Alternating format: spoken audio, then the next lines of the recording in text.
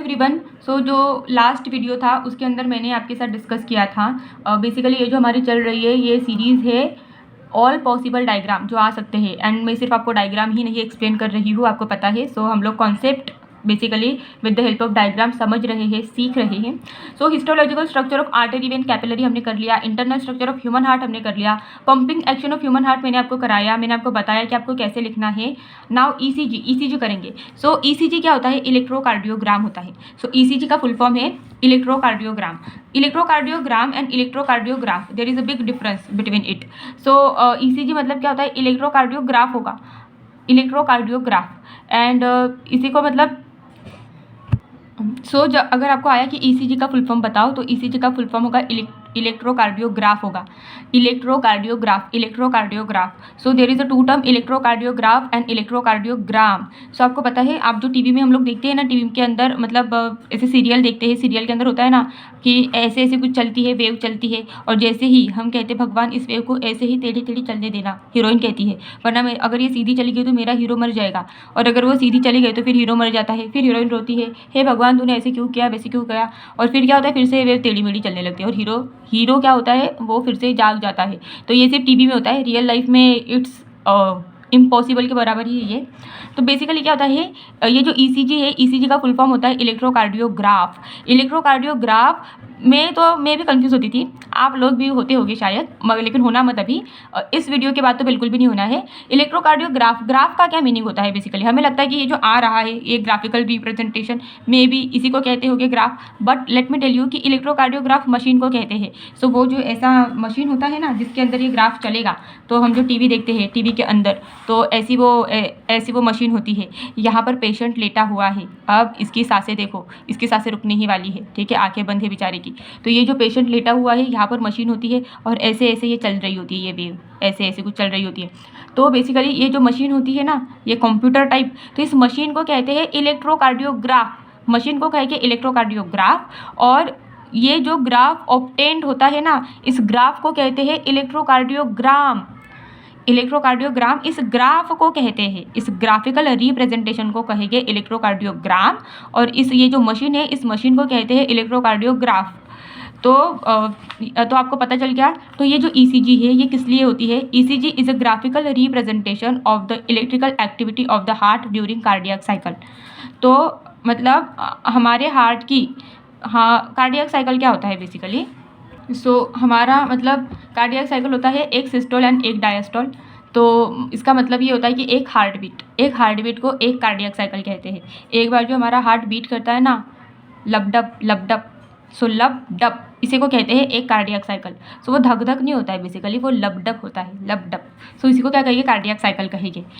एक cardiac cycle जो कितने की होती है? वो 0.8 सेकेंड की होती है।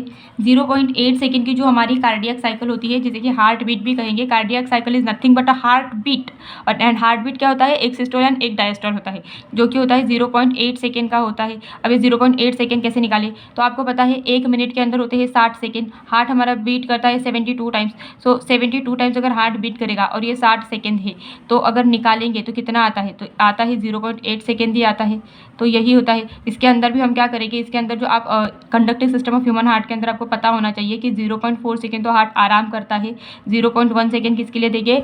एट्रिया कॉन्ट्रैक्शन के लिए देंगे, और ये बचे हुए 0.3 सेकेंड किसके लिए देंगे? वेंट्रिकल कॉन्ट्रैक्शन के लिए देंगे। ये आपको पता होना चाहिए। भाई मतलब ये तो ये टाइम क्या हो रहा है? ये टाइम ऐसा तो नहीं हो रहा है ना कि ये बढ़ रहा है। एट्रिया जो कॉन्ट्रैक्शन का टाइम है वो 0.1 सेकेंड है। अब वो 0.1 सेकेंड से बढ़ तो नहीं रहा, या वो 0.1 सेकेंड से कम तो नहीं हो रहा। तो ये सारी चीज़ें जो है ये हमें कौन बताएगा? ये एक कंप्लीट कार्डियक साइकिल है। कार्डियक साइकिल मतलब क्या होता है? एक हार्ट बीट होती है, एक सिस्टोल और एक डायस्टोल होता है, ठीक है। तो ये सारी चीज़ें कि भाई एट्रिया कॉन्ट्रैक्शन बढ़ तो नहीं रहा, कम तो नहीं हो रहा। ये जो इलेक्ट्रिकल एक्टिविटी जो हो रही है, इस इलेक्ट्रिकल एक्टिविटी का ग्राफिकल रिप्रेजेंटेशन हमें कौन देता है? ये हमें देता है हमें देगा हमारा ईसीजी, इलेक्ट्रोकार्डियोग्राफ। इलेक्ट्रोकार्डियोग्राफ मशीन होती है, और ये जो ग्राफ ऑब्टेन होता है, एक्चुअल ग्राफ जो ऑब्टेन होता है, उसे इलेक्ट्रोकार्डियोग्राम कहते हैं। तो आपको ईसीजी का फुल फॉर्म पता होना चाहिए कि इलेक्ट्रोकार्डियोग्राफ, ईसीजी का फुल फॉर्म है इलेक्ट्रोकार्डियोग्राफ एक मशीन होती है, ठीक है। उसके अंदर हमें 3 वेव मिलने वाली है, एक पी वेव, एक क्यूआरएस वेव और एक T wave. P wave, QRS wave and T wave. तो आपको लिखना क्या है, ECG consist 3 wave, P wave, QRS wave and T wave, ठीक है। ECG is a graphical representation है, तो ये तो मैंने आपको बता दिया definition.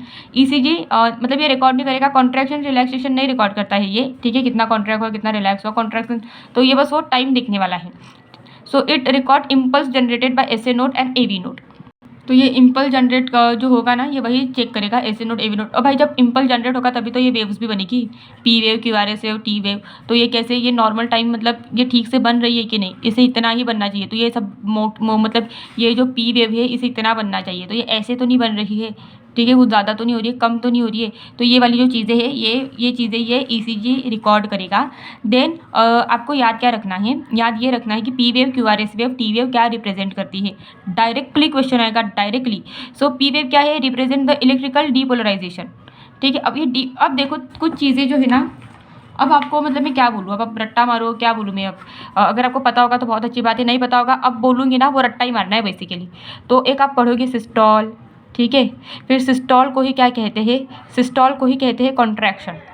सिस्टॉल is nothing but a contraction, ठीक है। और इसी को क्या कहेंगे, ये घर के नाम है, सिस्टॉल को ही कहते हैं कॉन्ट्रैक्शन, और इसी को कहते हैं डीपोलराइजेशन।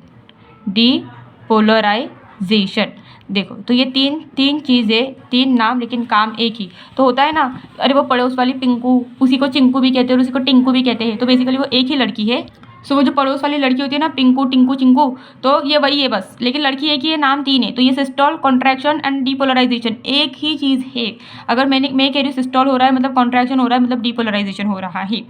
नाउ सेम आपको क्या है, डायास्टॉल। डायास्टॉल के लिए क्या होगा, रिलैक्सेशन होता है और रीपोलराइजेशन होता है। सो आर याद रख लो, रिलैक्सेशन, ठीक है। देन रीपोलराइजेशन, पोलराइजेशन, और ये किसके लिए होता है, ये होता है डायास्टॉल के लिए।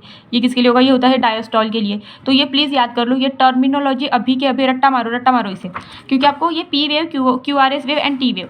सो आपको पता है ईसीजी के अंदर आपको पी वेव मिलेगी, क्यूआरएस वेव मिलेगी, टी वेव मिलेगी। सो ये पी वेव क्या बताती है, ये क्यूआरएस वेव क्या बताती है, और ये टी वेव क्या बताती है। डायरेक्ट यहाँ से एमसीक्यू आएगा, आपको 1 लाइनर क्वेश्चन आएगा।